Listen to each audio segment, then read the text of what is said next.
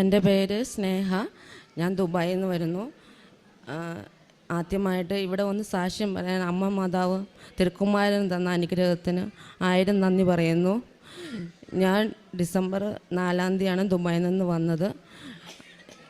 എനിക്ക് 12 വർഷമായിട്ട് ഞാൻ ദുബായിൽ ഒരു നേഴ്സായിട്ട് പ്രൈവറ്റ് ക്ലിനിക്കിൽ ജോലി ചെയ്തുകൊണ്ടിരിക്കുവാണ്.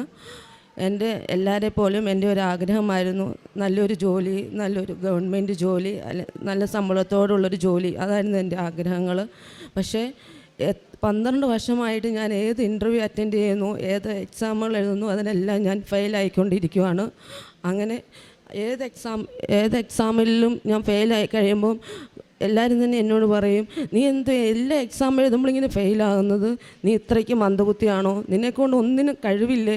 ഇങ്ങനത്തെയൊക്കെ ചോദ്യങ്ങൾ കേട്ട് ഞാൻ ആകെ തകർന്നിരിക്കുമായിരുന്നു. അങ്ങനെ ഞാൻ ഒരു എക്സാമുകൾ എഴുതുന്ന നിർത്തി, ഒരു ഇൻ്റർവ്യൂ അറ്റൻഡ് ചെയ്യുന്നത് എല്ലാം അങ്ങനെ നിർത്തി.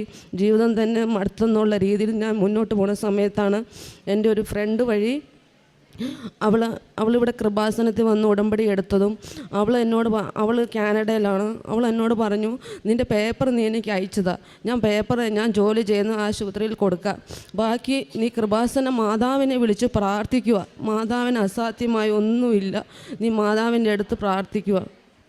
അങ്ങനെ ഞാൻ ഓഗസ്റ്റ് 15-ന് ഓൺലൈൻ ഉടമ്പടി എടുത്ത് അതുവഴി ഞാൻ എന്നും എൻ്റെ ഫ്രണ്ട് എനിക്ക് വാട്സപ്പിൽ അയച്ചു തന്നു. ഈ പ്രതീക്ഷീകരണ പ്രാർത്ഥന രാവിലെ 5-ക്ക് ചെല്ലുന്ന പ്രാർത്ഥനകളും വൈകിട്ട് ചെല്ലുന്ന പ്രാർത്ഥനകളും എല്ലാം എനിക്ക് എൻ്റെ ഫ്രണ്ട് അയച്ചു തന്നു. ഞാൻ അതുവഴി ഓഗസ്റ്റ് 15 തൊട്ട് എല്ലാ പ്രാർത്ഥനകളും ഞാൻ ചൊല്ലി തുടങ്ങി. അങ്ങനെ അവൾ എൻ്റെ പേപ്പറുകൾ സബ്മിറ്റ് ചെയ്തു. ഓഗസ്റ്റ് ലാസ്റ്റ് ആയപ്പോഴത്തേക്കും എനിക്ക് മെയിൽ വന്നു,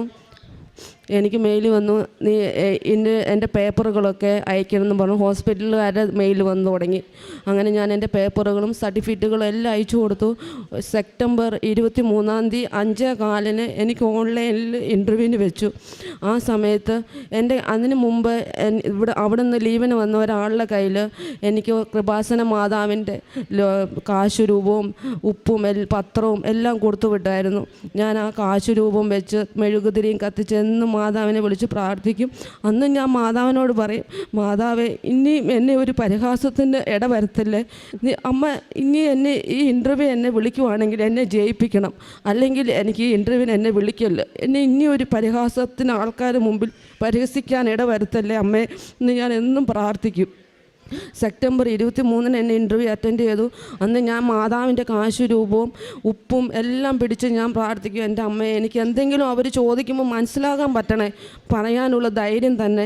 പക്ഷേ ആ ഇൻ്റർവ്യൂവിൽ അവർ ചോദിക്കുന്നതിനെല്ലാം എനിക്ക് ധൈര്യപൂർവ്വം മറുപടി പറയാനും ഞാൻ ഓരോ ആൻസറുകൾ പറയുമ്പോഴും ഓക്കെ പെർഫെക്റ്റ് എന്ന് മാത്രം അവർ പറയുന്നുള്ളൂ, വേറൊരു രീതി എന്നിൽ നിന്ന് പറയുന്നില്ല. അത് എനിക്ക് ഉറപ്പായിട്ട് പറയാം, എൻ്റെ മാതാവിൻ്റെ ഒരു അനുഗ്രഹം, ആ മാതാവ് അവിടെ ഇടപെട്ടിട്ടുണ്ട്. അല്ലെങ്കിൽ അവർ പറയുന്നത് എങ്ങനെ മനസ്സിലാവുമെന്ന് ഞാൻ പേടിച്ചിരുന്ന ഞാൻ പറയുന്നതിനെല്ലാം അവരെന്നോട് പെർഫെക്റ്റ് എന്നാണ് പറയുന്നത്. അങ്ങനെ മാതാവ് എനിക്ക് വലിയൊരു അനുഗ്രഹം തന്നു. 2 ദിവസം കഴിഞ്ഞപ്പോൾ എനിക്കൊരു മെയിൽ വന്നു, ഞാൻ സെലക്ട് ആയിരുന്നു. അങ്ങനെ എനിക്ക് കാനഡയിലുള്ള ഇൻ്റർവ്യൂവിൽ സെലക്റ്റായി. ഇത്രയും വലിയൊരു അനുഗ്രഹം എനിക്ക് മാതാവ് തന്നു. പല പരീക്ഷകളിലും ഞാൻ ഫെയിലായി. ഈ ഇൻ്റർവ്യൂവിൽ എൻ്റെ മാതാവ് തന്ന അനുഗ്രഹങ്ങൾ, ഇപ്പോൾ എൻ്റെ മാതാവ് എൻ്റെ കൂടെ ഉള്ളപ്പോൾ എനിക്ക് ഉറപ്പാണ് ഏത് ഇൻ്റർവ്യൂവിലും ഈ കൃപാസന അമ്മ സഞ്ചാര മാതാവ് നമ്മുടെ കൂടെ ഉള്ളപ്പം നമുക്കൊന്നും പേടിക്കാനില്ല. നമ്മളൊന്ന് കരഞ്ഞ് അമ്മയുടെ അടുത്ത് പ്രാർത്ഥിച്ചാൽ അമ്മ അത് നമുക്ക് സാധിച്ചു തരും. നമ്മുടെ ഹൃദയം തുറന്നൊന്ന് കരഞ്ഞ് പ്രാർത്ഥിച്ചാൽ അമ്മ അത് ഇടപെട്ട് അമ്മ തന്ന അനുഗ്രഹം നമ്മൾക്ക് സ്വപ്നത്തിൽ പോലും വിചാരിക്കാത്തതിലൊരു അനുഗ്രഹമാണ് അമ്മ നമുക്ക് തരുന്നത്. അങ്ങനെ ഇൻ്റർവ്യൂ കഴിഞ്ഞപ്പോൾ അവരെന്നോട് പറഞ്ഞു IELTS വേണമെന്ന്.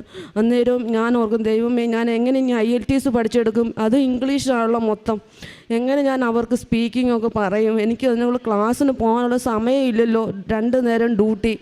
അങ്ങനെ ഞാൻ ഓരോ യൂട്യൂബുകളിലും അതെല്ലാം കേട്ട് ഞാൻ നോക്കും. അങ്ങനെ ഞാൻ ഒക്ടോബർ 28-ന് IELTS എഴുതി. അതിനാവശ്യമുള്ള സ്കോറും എനിക്ക് കിട്ടി. എല്ലാം കഴിഞ്ഞപ്പോഴാണ് പിന്നെ ഞങ്ങൾ ചിന്തിക്കാൻ തുടങ്ങിയത്, ദൈവമേ, ഇനി പോകുന്നതിന് 5-8 ലക്ഷം രൂപ വേണ്ടി വരുമല്ലോ, ഇനി പൈസ ഉണ്ടാക്കണമല്ലോ എന്ന്.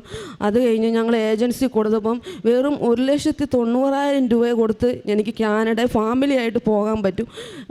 അതിലും മാതാവ് ഇടപെട്ടു. പൈസയിൽ വെറും 5-10 ലക്ഷം കൊടുക്കുമ്പോൾ ആൾക്കാർ കൊടുത്തു പോകുന്ന എനിക്ക് 1,90,000 രൂപ മാത്രം കൊടുത്ത് എനിക്ക് പോകാൻ പറ്റുന്ന ഒരു അനുഗ്രഹം. അനുഗ്രഹമാണ് എനിക്ക് തന്നത്. ഈ അനുഗ്രഹത്തിന് ഞാൻ എങ്ങനെ നന്ദി പറയുന്നത് ഇത് ലോകം മൊത്തം ഞാൻ ഈ അനുഗ്രഹം കേൾക്കും. ഇത്രയും വലിയ അനുഗ്രഹങ്ങൾ എന്നെക്കൊണ്ട് ഒന്നും കഴിവില്ലെന്ന് സമൂഹവും കുടുംബവും പറഞ്ഞു എനിക്ക് മാതാവ് തന്ന ഏറ്റവും വലിയ അനുഗ്രഹത്തിനാണ് ഞാനിവിടെ നന്ദി പറയുന്നത്. അതുപോലെ എൻ്റെ ഏജൻസികളിൽ പ്രോസസ്സിങ്ങിനെല്ലാം കൊടുത്തു.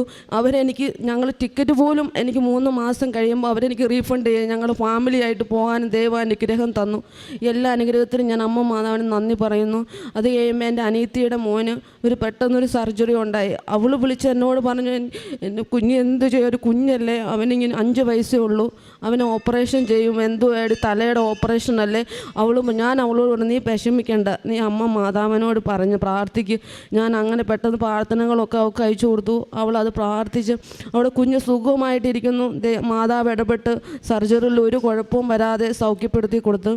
പിന്നെ പ്രേക്ഷിത പ്രവർത്തനങ്ങൾ എന്ന് പറഞ്ഞാൽ ഞാനാണെങ്കിൽ പത്രങ്ങൾ എൻ്റെ കയ്യിലുണ്ടായിരുന്നു. ഞാൻ എൻ്റെ അനുഗ്രഹങ്ങൾ എനിക്ക് കിട്ടിയ മാതാവ് വഴി തന്ന കൃപകളെല്ലാം ഞാൻ പറഞ്ഞ പത്രങ്ങൾ അവിടെ ഉള്ളവർക്കെല്ലാം കൊടുക്കുമായിരുന്നു. പിന്നെ കാരുണ്യ പ്രവർത്തനം എന്ന് പറയുന്നത് എൻ്റെ ജോലിയിൽ നിന്ന് കിട്ടുന്ന ശമ്പളത്തിൽ നിന്ന് ഒരു തുച്ഛമായ വീതം ഞാൻ എടുത്ത് അവിടെ ഉള്ളവരെ സഹായിക്കുമായിരുന്നു. അങ്ങനെ ഞാൻ മാതാവ് വന്ന എല്ലാ അനുഗ്രഹങ്ങൾക്കും ഞാൻ നന്ദി പറയുവാണ്.